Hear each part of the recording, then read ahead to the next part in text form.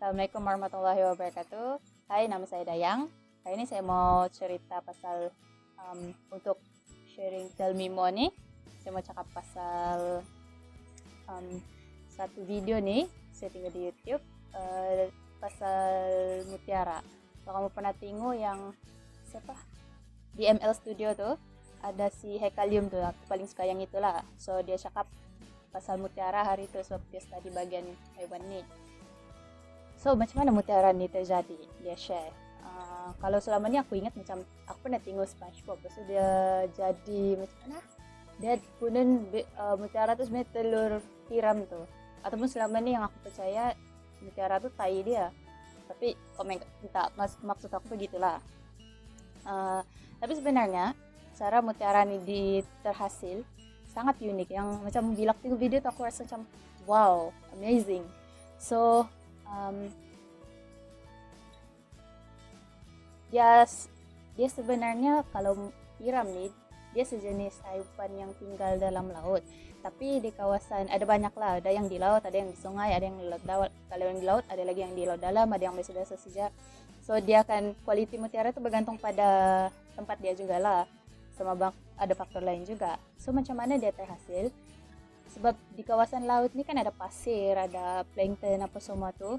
So bila macam benda-benda tu impurities tu orang panggil parasit lah.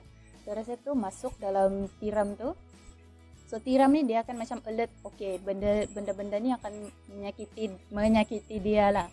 So dia akan bagi dinding dia macam terakis kah apakah, sebab permukaan dia kan lembut tu, yang dia punya daging tu. So disebabkan tu dia akan ada satu bahan dalam mutiara tu, nama dia nacre, NaCre begitu. Dan benda ni yang akan macam coat benda yang impurities tu.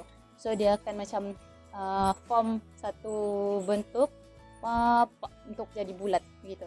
So dia akan coat satu benda tu supaya tidak menyakiti dia. So jadilah benda tu mutiara. Kalau ada istilah sains dia lagi lah. Kalau si Hekalium tu dia akan explain lagi pasal tu. Tapi apa yang menarik bagi aku lah, kenapa aku suka benda ni, sebab macam kan benda tu dari side tu macam kasih sakit dia kan. Tapi macam mana dia react untuk halang dia daripada terus sakit tu.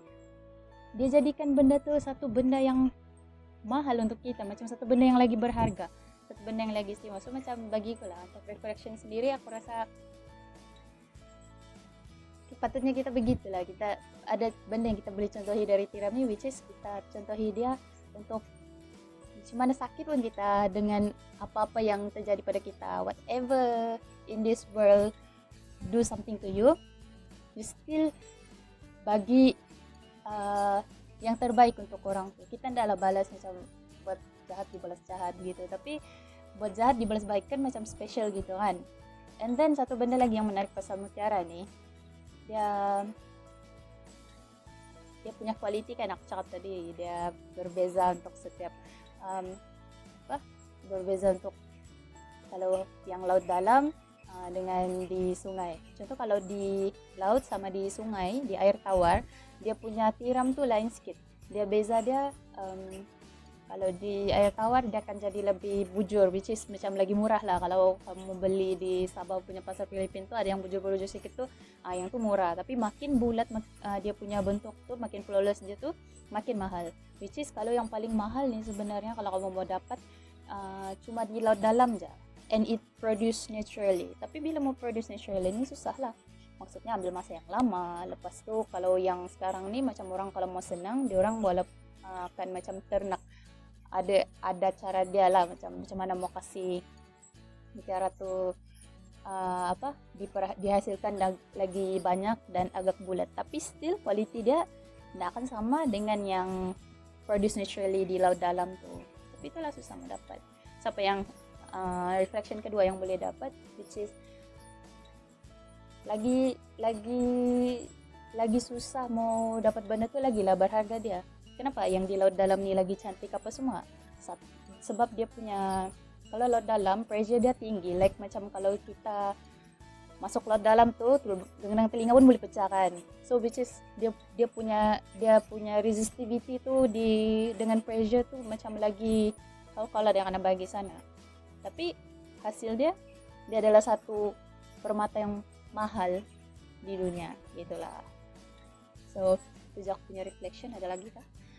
So kalau macam ada salah kamu kasih betul lah, tapi itu aja saya mau share. Bye. Assalamualaikum.